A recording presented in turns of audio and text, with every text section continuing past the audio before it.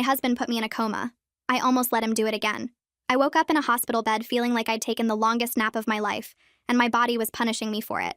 My head throbbed and my bones felt stiff. Then I heard the crying. A man sat beside me with his face buried in his hands, shoulders shaking like he'd been carrying something heavy for a very long time.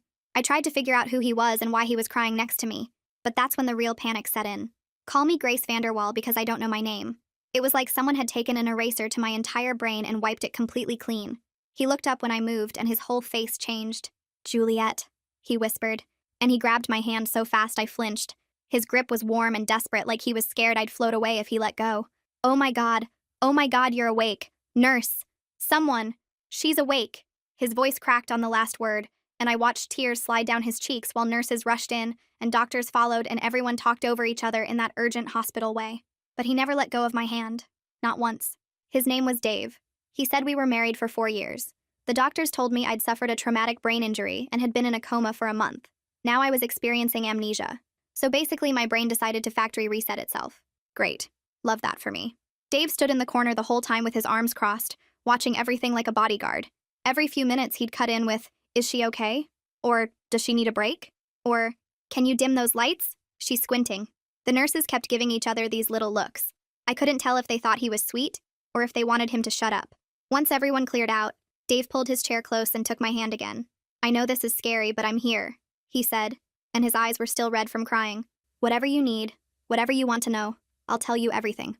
He sounded so nice and endearing when he said it, and my heart swelled. This poor guy had been living a nightmare for a month, and here he was, still trying to take care of me. "Okay," I said, trying to smile even though my face felt weird doing it. "Tell me about us." His eyes lit up like I'd just given him permission to talk about his favorite subject. "We met at a grocery store," he said. 4 years ago. We both reached for the last box of strawberries and you told me I could have it if I gave you my number. I thought you were the boldest person I'd ever met." He laughed a little and I found myself wanting to laugh too, even though I couldn't picture any of it. "What's my favorite color?" I asked. "Blue." "Do I have any siblings?" "One sister, Caroline. You guys are close." He answered everything without pausing, like he'd been waiting his whole life for someone to ask him about me. It was actually kind of adorable. A week later, Dave took me home. I reached for my bag and he grabbed it before I could. "Babe, come on," he said with a little grin. "You just woke up from a coma. Let me be useful." I laughed and let him have it because honestly it felt nice to have someone looking out for me. The house was beautiful in that put-together way where everything matches and nothing has dust on it. I walked through the rooms slowly, waiting for something to click. Nothing did, but Dave stayed right beside me the whole time, pointing things out. "That's your reading chair. You fall asleep there like every night. That's the blanket your mom made us. Those are the mugs from our Hawaii trip." Photos were everywhere. Me and Dave on a beach, me and Dave at Christmas, me and Dave cutting a wedding cake. The woman in them looked so happy it almost hurt to look at. I picked up a frame and studied her face. My face. "That's Bali," Dave said suddenly right behind me. His hand landed on my lower back and stayed there. "Our honeymoon. You didn't want to leave." I could feel him watching, waiting for some sign that I remembered. I wished I could give him one. "This is really weird," I said, putting the frame down. "Like, I'm looking at my own face and I feel nothing. Is that bad?" "That feels bad." Dave stepped in front of me and grabbed both my hands like we were about to slow dance. "Hey, look at me," he said, and his voice was so soft it almost didn't sound real. "This is a lot. I get it. But we're going to figure this out together, okay? I'm going to help you remember who you are. Who we are." He paused and did this thing where he tilted his head and looked at me like I was something precious. "And if you never remember, that's okay too. I'll just make you fall in love with me all over again." It should have been romantic. It was romantic, probably. A devoted husband promising to help his broken wife rebuild her entire life. Standing in our beautiful home surrounded by proof that we were happy once. I should have felt lucky. And I did, kind of. I had someone who clearly loved me. Someone who knew everything about my life when I knew nothing. Someone who wasn't giving up on me even though I couldn't remember his face. So why did some tiny part of me feel like holding my breath? I ignored it and chalked it up to the amnesia, the overwhelm, the weirdness of being a stranger in my own body. Dave was being perfect. The house was perfect. My life from what I could see had been perfect. I didn't know yet that perfect was the whole point. I didn't know the old me had been running the night of that accident. I didn't know she'd been running from Dave. And now there I was, back in his arms with no memory of why I'd ever wanted to escape. I'm home now, relearning my life from the only person willing to teach me. But if Dave is really the devoted husband he claims to be, why does everyone who knew me before look at me like they're watching something terrible happen? His mother's coldness, my coworker's fear, the neighbor's whispered question. Something is wrong with this picture. And I'm about to find out that everyone sees it but me. Dave's mother came over for dinner 3 days after I got home, and I'd been nervous about it all morning. Meeting your mother-in-law is already awkward, but meeting her when you can't remember a single conversation you've ever had with her feels like showing up to a final exam for a class you didn't know you were enrolled in. Dave kept telling me to relax. "She adores you," he said while setting the table with the fancy plates I didn't know we owned. "You two are super close. She was at the hospital practically every day. Trust me, this is going to be great." I wanted to believe him. I really did. The doorbell rang and Dave squeezed my shoulder before going to answer it. I heard voices in the hallway, his warm and welcoming, hers clipped and short. When she walked into the kitchen, I prepared myself for the emotional reunion Dave had promised. Instead, she stopped about 5 feet away from me and looked me over like she was inspecting a piece of furniture she wasn't sure she wanted to keep. She was a small woman with silver hair and sharp eyes, the kind of person who looked like she had opinions about everything and wasn't afraid to share them. "Juliet," she said flatly. Not, "Oh, sweetie," or "Thank God you're okay," or literally any other warm greeting. Just my name, stated like a fact. She hugged me eventually, but it was the kind of hug you give a distant coworker at a retirement party.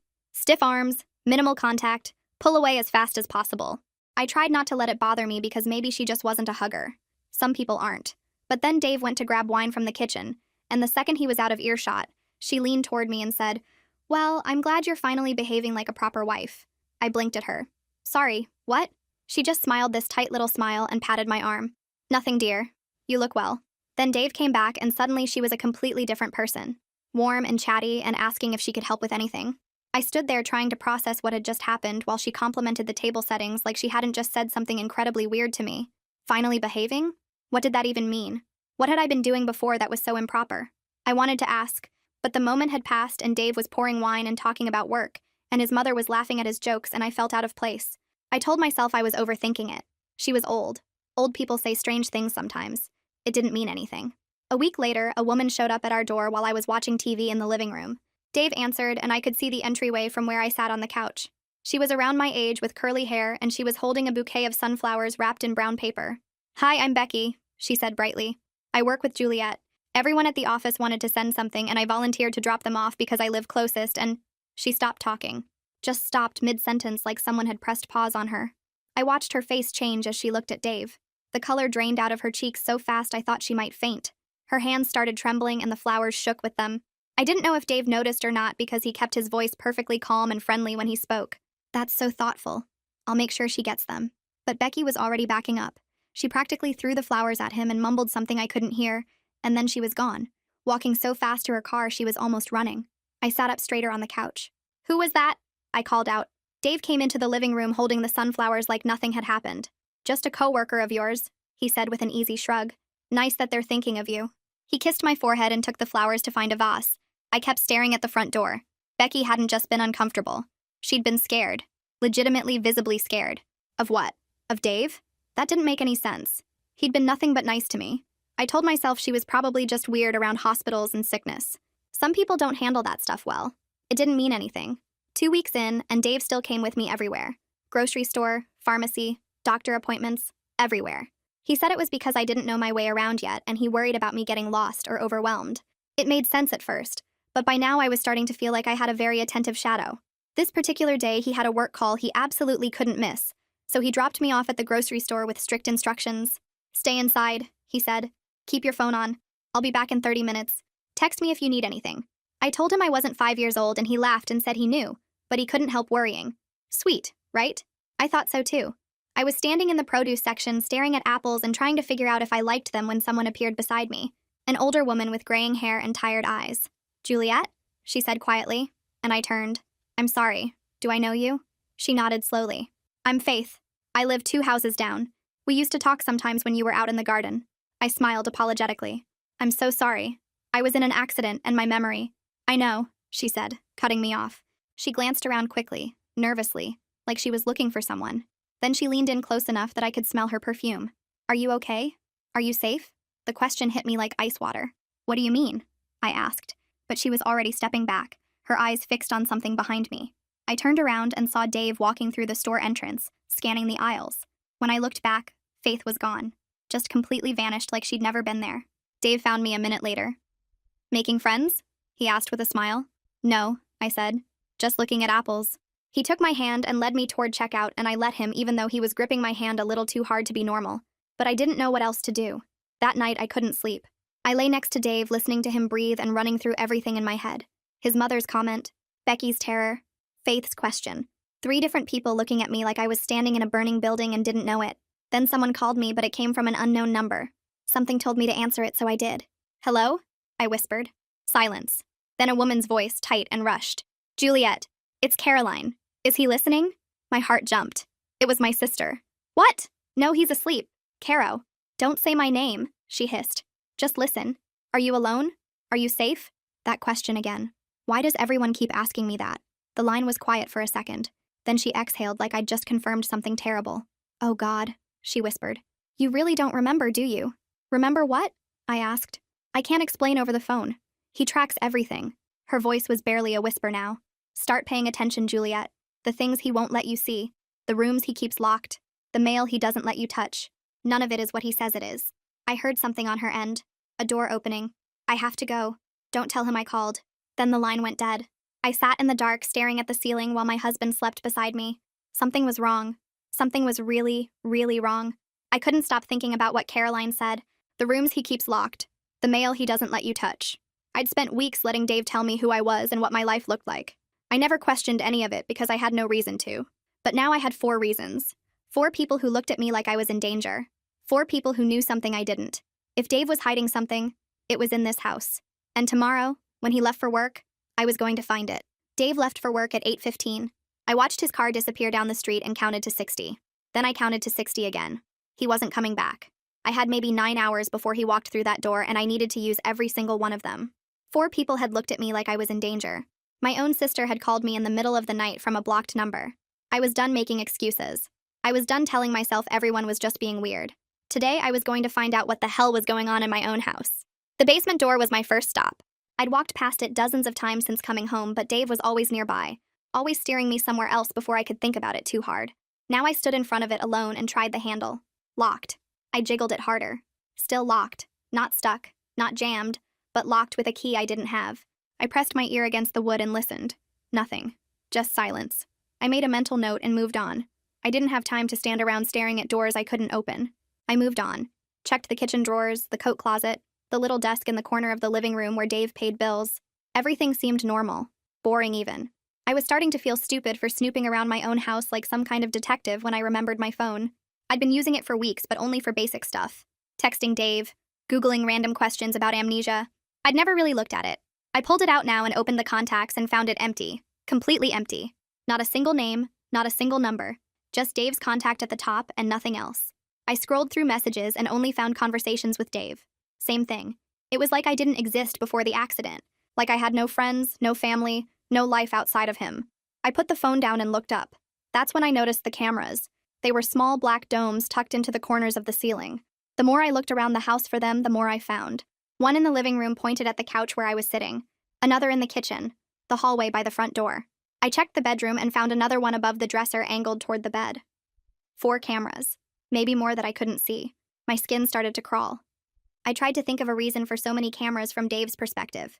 Maybe it was for my safety since I was still getting used to things and he needed the peace of mind. But why would a concerned husband need to watch his wife from 4 different angles? Why did it feel less like protection and more like surveillance? I actually got scared he was watching me at that very moment, so I stopped searching. Then the doorbell rang. My neck snapped towards the door and my heart fell. Dave? No. He had a key he wouldn't ring. I walked to the door slowly and opened it. A mailman stood on the porch holding a stack of envelopes. "Afternoon," he said with a friendly nod. "Got a few for you today." He handed me the mail and I looked down at it. Bills, flyers, and 1 envelope with my name written on it by hand. There was no return address. Someone had taken the time to write this out and send it to me specifically. Before I could take them, I heard footsteps behind me. Dave had somehow gotten home and got in through the kitchen door. He appeared at my side and took the mail from my hands before I could react. "I got it, babe," he said casually, flipping through the stack. "You don't need to worry about this stuff. It's mostly junk anyway." He barely glanced at the handwritten envelope before tossing it in the trash. "See? Nothing important." He smiled at me and sat down in the living room and patted the spot next to him. I sat down and tried to relax even though I was sweating like crazy and could only think about that letter that had my name on it. Someone had written to me, and he threw it away like it was garbage. I wanted to fish it out, but he was watching me. By night, the trash was gone. That night, Dave took a shower and I moved fast. His nightstand first. Old receipts. A watch he never wore. Nothing. His dresser. Socks and boxers and a broken pair of reading glasses. Nothing. Then I remembered the closet. There was a small lockbox on the top shelf that I'd seen him open once with a key from his wallet. I grabbed a bobby pin from the bathroom and worked at the lock until it clicked open. My hands were shaking, but I kept going. I found tax documents, warranties, an old folder of insurance papers. And at the very bottom, tucked underneath everything else like it was supposed to stay hidden, I found a passport. My passport. I couldn't explain why he had my passport locked up. That was until I flipped it open and scanned the pages and saw it. A visa stamp dated 2 days before my accident. Destination Canada. One way. The shower turned off and I didn't have time to freeze and get scared. I shoved everything back into the box and snapped it shut and barely made it to the bed before Dave walked out with a towel around his waist. "You okay?" he asked, looking at me with his head tilted. "You look pale." "I'm tired," I said, trying to keep my voice as calm as possible. He climbed in next to me and pulled me close and kissed my temple and told me to get some rest. I lay there in the dark with his arm draped over me like a chain. One way. I'd been leaving, but not for vacation or work. I was running. I had a plan. I had a ticket. And 2 days later, I ended up in a coma. The old me had tried to escape. Now I needed to figure out what stopped her. The evidence is everywhere once I start looking. My name removed, my escape routes closed, my entire identity filtered through Dave. He hasn't been caring for me. He's been containing me. Somewhere in this house, the woman I used to be left a message. I just have to find it before he realizes I'm looking. The old me knew this moment would come. I just have to trust a stranger who happens to be myself. The old me knew this moment would come. I just had to trust a stranger who happens to be myself. The problem was I had no idea where to start. I'd searched the obvious places already. The drawers, the closets, the lockbox. I'd found the passport, and that was something, but it wasn't enough. It told me I was leaving, but not why. It told me I had a plan, but not what happened to it. If the old me really knew this moment would come, she would have left something behind. A note. A message. Something to tell the new me what the hell was going on. I just had to figure out where she hid it. Dave was at work again, and I had the house to myself. I stood in the middle of the bedroom and tried to think like someone who was being watched. If I wanted to hide something from a man who monitored my phone and installed cameras in every room and locked doors I wasn't supposed to open, where would I put it? Somewhere he'd never look. Somewhere he'd never think to check. Somewhere so mundane and boring that it wouldn't even register as a hiding spot. My eyes landed on the dresser. Heavy wood, old-fashioned, sitting against the wall like it had been there forever. I walked over and crouched down to look underneath it. Nothing but dust and darkness. But then I noticed something. One of the floorboards near the back leg looked different from the others. Slightly raised, slightly off, like it had been pried up and put back down more than once. My heart started beating faster as I grabbed the edge of the dresser and pulled. It was heavier than I expected, but I managed to drag it a few inches away from the wall, enough to get to that floorboard. I knelt down and worked my fingers into the crack along the edge and pulled up. It came loose easier than I thought it would. And underneath it, tucked into the dark space between the floor and the foundation, was a notebook. Small, leather-bound, with a rubber band wrapped around it to keep it closed. I pulled it out and held it in my hands and just stared at it for a long moment. This was it. This was what she left behind. I opened it and a loose piece of paper fell out. It was folded in half and my name was written on the front in handwriting that matched the grocery lists on the fridge. I unfolded it and started to read. "If you're reading this, something went wrong. You tried to leave and he caught you, or you got hurt. I don't know what happened, but I know you're back in this house and you don't remember why you were trying to get out. This notebook has everything. Read it from the beginning. Don't skip anything. And whatever you do, don't let Dave find it." I set the letter aside and turned to the first page of the notebook. The entries started almost 2 years ago. The early ones were short and confused, like she was still trying to convince herself that something was wrong. "Dave asked to see my phone today. Not in a jealous way," he said. "He just wanted to make sure I wasn't overextending myself with too many social plans. I showed him because what else was I supposed to do? He deleted 3 contacts. People from work he said I didn't need to be texting. He did it so casually, like he was cleaning out a junk drawer. Then a few weeks later, he set up a location sharing app on my phone. Said it was for safety in case something happened to me, but he checks it constantly. I went to get coffee with Becky and he called me 4 times asking why I was at a cafe when I said I was running errands. I had to send him a photo of my receipt to prove I wasn't lying. Becky looked at me like I was insane. The entries got darker as I kept going. He doesn't let me drive anymore. He says my reaction time is bad and he worries about me getting in an accident. So now he drives me everywhere. To work, to appointments, to the grocery store. I have to text him when I'm ready to be picked up, and if I'm not outside waiting when he arrives, he gets upset. He says I'm wasting his time. Then, Caroline called and he answered my phone before I could get to it. I don't know what she said, but when he hung up, he told me she's toxic, and I need to set boundaries. He wants me to stop talking to her. My own sister. He says it's for my mental health, but I think he just doesn't like that she asks questions. Then, he put a lock on the basement door and won't tell me why. Said it's storage. said I don't need to go down there. When I asked for a key, he laughed and said, "Why would you need a key to storage?" I dropped it because the way he looked at me made my stomach hurt. My hands were shaking so hard the pages started to blur. I wiped my eyes and realized I was crying. I didn't even know when I'd started. He took my debit card out of my wallet and said he's consolidating our finances for tax purposes. I asked when I'd get it back, and he said I don't need it because he buys everything I need. He gave me $40 cash and told me to make it last the month. $40. I used to make my own money. I had a savings account. I don't even know where it went. Then, I asked if I could visit my mom for her birthday, and he said no. Not, let me think about it. Not, we'll see. Just no. When I tried to argue, he grabbed my wrist and squeezed until I stopped talking.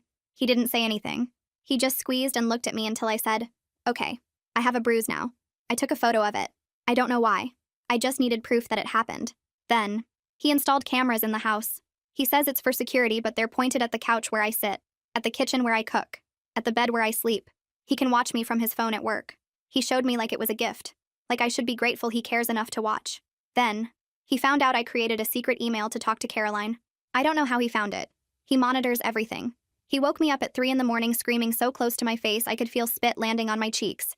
He said if I ever went behind his back again, he'd make sure I never spoke to Caroline or anyone else ever again. I asked what that meant, and he smiled and said, "You don't want to find out." I flipped to the back of the notebook and found them. Photos, printed out and taped to the pages, bruises on my arms in the shape of fingerprints, a black eye with a note underneath that said, "Told everyone I walked into a door," a burn mark on my wrist with a note that said, "Punishment for coming home 20 minutes late." Evidence. She'd documented everything. Every hurt, every threat, every moment he made her feel small and scared and trapped. She knew no one would believe her without proof, so she collected it piece by piece and hid it under the floorboards where he'd never think to look. The last entry was dated 2 days before my accident, the same day as the visa stamp in my passport. Tonight, I'm leaving.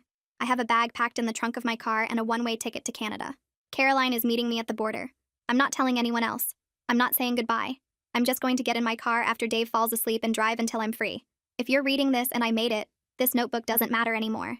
But if you're reading this and something went wrong, if I'm hurt or trapped or back in this house with no memory of why I left, then you need to know the truth. Dave did this to me. Whatever happened, he's the reason. Get out. Trust Caroline. And whatever you do, don't let him convince you that you're crazy. I closed the notebook and held it against my chest and sobbed until I couldn't breathe. Every sweet thing Dave had done since I woke up played through my head like a horror movie. The crying at my hospital bed, the hand-holding, the, "I'll make you fall in love with me again." It was all a lie. Every single second of it. He wasn't a loving husband helping his broken wife recover. He was a prison guard who got his prisoner back. And I'd been falling for it. My own handwriting. My own words. Warning me that the man sleeping beside me is the reason I almost died. If Dave finds out I know, there won't be a second accident. There will be a burial. I have to keep pretending. Keep smiling, keep kissing him goodnight while planning my escape. One wrong move and I'm dead. But I've already made one wrong move. I just don't know it yet. The next few days were the hardest of my life. I had to look at Dave across the breakfast table and smile. I had to let him kiss me goodbye in the morning and welcome him home at night. I had to pretend I was still the confused little amnesiac wife who trusted him completely, while every cell in my body screamed at me to run. The notebook was back under the floorboards. I'd memorized the important parts and put everything exactly where I found it. But I couldn't unsee those photos. I couldn't unread those entries. Every time Dave touched me, I thought about the bruises. Every time he smiled, I thought about him screaming in my face at 3 in the morning. Every time he called me babe, I wanted to throw up. I was washing dishes one evening when Dave came up behind me and wrapped his arms around my waist. I forced myself not to flinch. "Hey," he said softly into my hair. "Can we talk about something?" My heart started pounding, but I kept my voice light. "Sure. What's up?" He turned me around to face him and took both my hands in his. The gesture used to feel romantic. Now it felt like handcuffs. "I've been worried about you," he said, tilting his head with that concerned expression I used to find so comforting. "You've been off lately, jumpy. Not yourself. I talked to your doctor and she thinks maybe you're not doing as good as we thought." I blinked at him. "What do you mean?" "I feel fine." I didn't feel fine. I felt like I was going to have a heart attack standing in my own kitchen. But he couldn't know that. Dave sighed and squeezed my hands. "Babe, you've been wandering around the house at weird hours. I've seen you on the cameras." My blood went cold. The cameras. Of course. He'd been watching me search. He'd seen me moving furniture and looking in closets and going through drawers. "I was just looking for things," I said quickly, trying to find stuff that might help me remember. Photo albums and stuff. He nodded slowly, but his eyes didn't match his sympathetic expression. I know you're trying. But the doctor said this might happen. Sometimes after a head injury, people get confused. They start thinking things that aren't real. It's not your fault. I wanted to scream. I wanted to tell him I knew everything. I wanted to throw those photos in his face and watch him try to explain away the bruises and the burn marks. But I couldn't. Not yet. I didn't have a plan. I didn't have anywhere to go. So I did what old Juliet would have done. I played along. Thinking things that aren't real? I said, letting my voice wobble a little. You think something's wrong with me?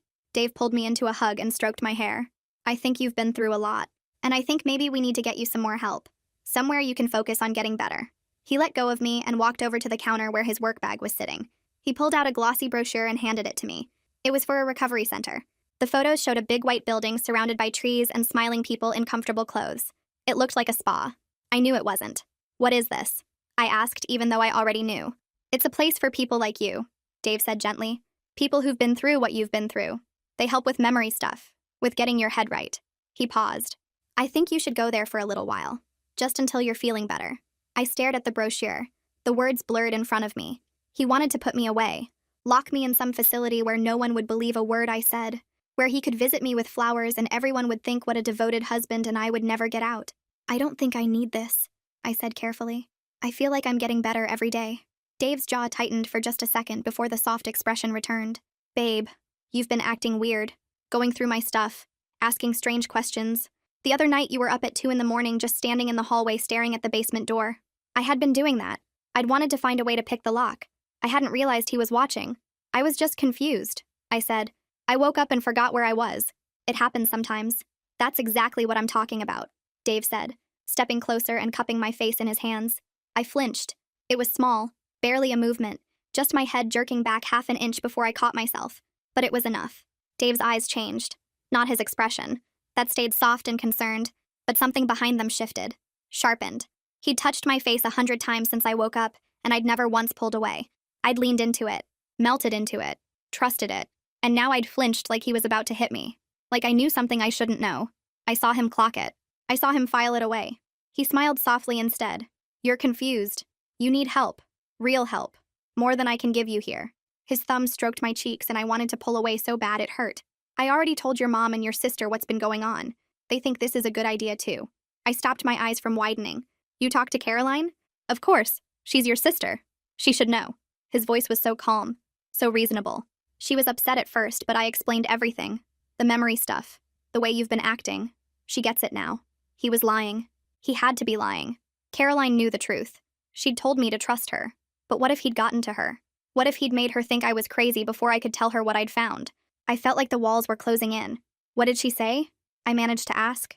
Dave smiled sadly. She said she just wants you to get better. We all do. He kissed my forehead. I already started the paperwork. There's a hearing in 3 days. Some doctors are going to talk to you and make sure you're okay. Then we'll get you into your recovery journey. 3 days. I had 3 days before they locked me away. A hearing?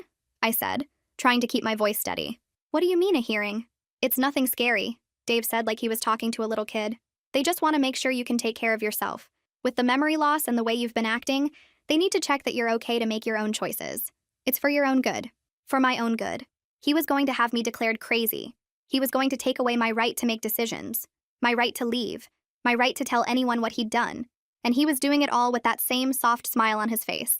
I don't want to go to some facility, I said. And this time I let the fear show in my voice because it was real. Dave, please, I'm fine. I just need more time.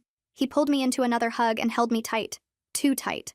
I know you're scared, he murmured. But this is what's best. I already filed everything. It's happening. His arms were like a cage around me. I'm doing this because I love you, Juliet. You have to trust me. I stood there in his arms and said nothing. I couldn't trust him. I would never trust him again. But he thought he'd already won. He thought I was still the confused little wife with no memory and no fight left in her. He was wrong. 3 days. I had 3 days to get out of this house. 3 days to contact Caroline. 3 days to prove I wasn't crazy before he locked me away forever. I hugged him back and rested my head on his chest and whispered, okay. And I started planning. Dave left the next morning without saying where he was going or when he'd be back. I didn't waste time. The second his car disappeared down the street, I ran to the bedroom and grabbed the duffel bag from the closet and started shoving things inside. Clothes, the notebook from under the floorboards, my passport that I'd stolen back from his lockbox 2 nights ago when he was asleep. I didn't fold anything. I didn't organize. I just threw it all in as fast as I could because I had no idea how long he'd be gone. I grabbed the burner phone I'd bought 3 days ago from a gas station when Dave let me wait in the car while he paid inside. My hands were shaking as I dialed Caroline's number. She picked up on the first ring. Juliet? What's happening? Are you okay? I'm leaving, I whispered even though no one was home. Right now. He's gone and I found everything. The notebook, the photos. I know what he did to me. Caroline exhaled hard. Thank God. I've been going crazy trying to reach you. He called me last week pretending to check in, and I knew something was wrong. Where are you going? I can meet you. I don't know yet. Just away. Anywhere. Okay, listen to me, she said, and her voice was urgent. Get out of that house and go straight to the nearest police station. I'm 40 minutes away, but I'm leaving right now.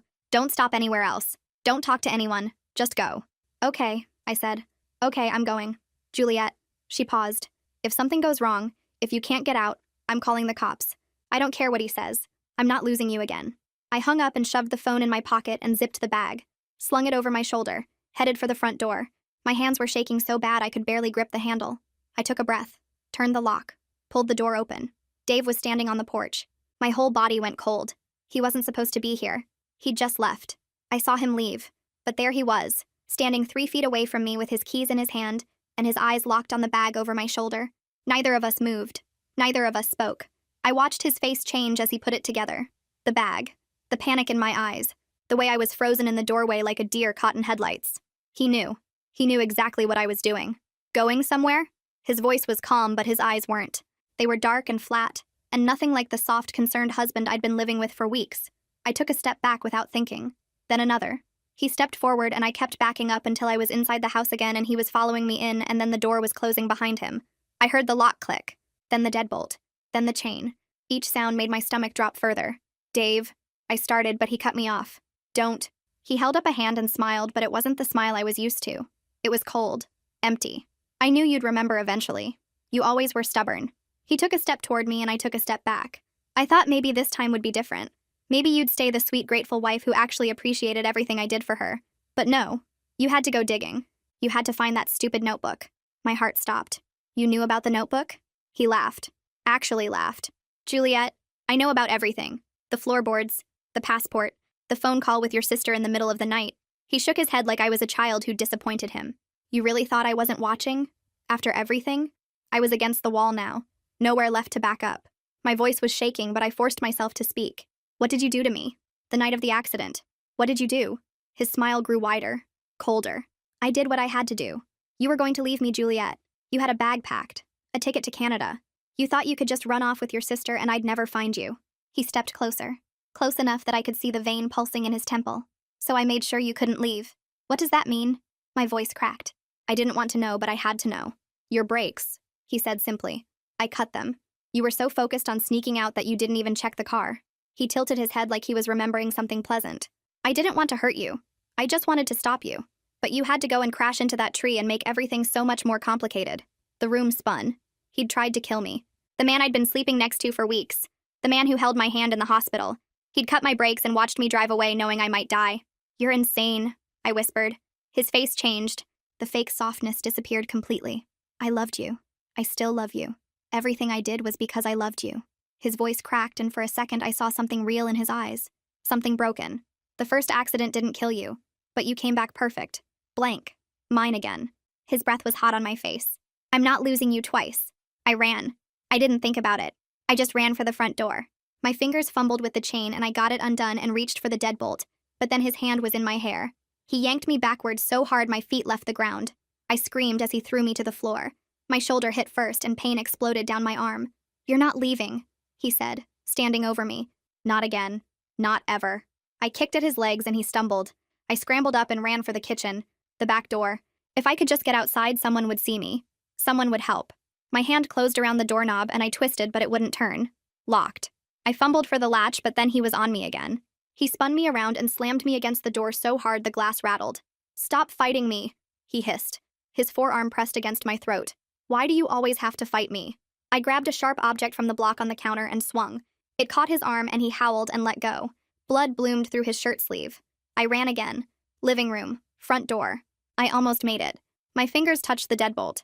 Then he tackled me from behind and we both went down. We crashed into the coffee table and it shattered beneath us. Glass everywhere.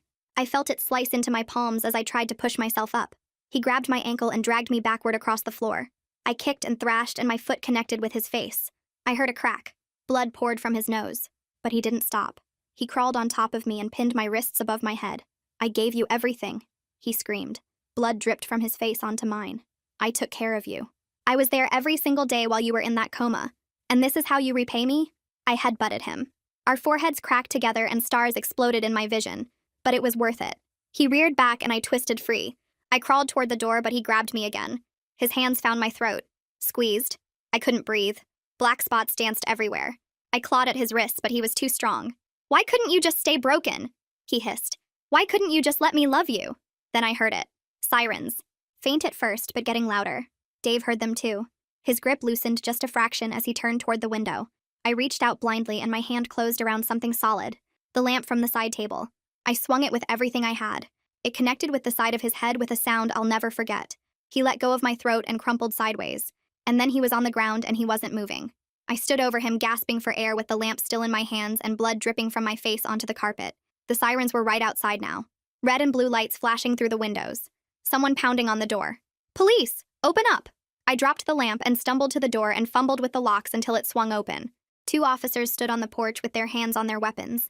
Behind them, running up the driveway with tears streaming down her face, was Caroline. Juliet. She pushed past the officers and threw her arms around me and I collapsed into her. I called them the second you hung up. I knew something was wrong. I'm so sorry. I'm so sorry. I couldn't speak. I just held on to my sister and cried while the officers moved past us into the house. Dave was arrested that night for attempted murder and years of documented abuse.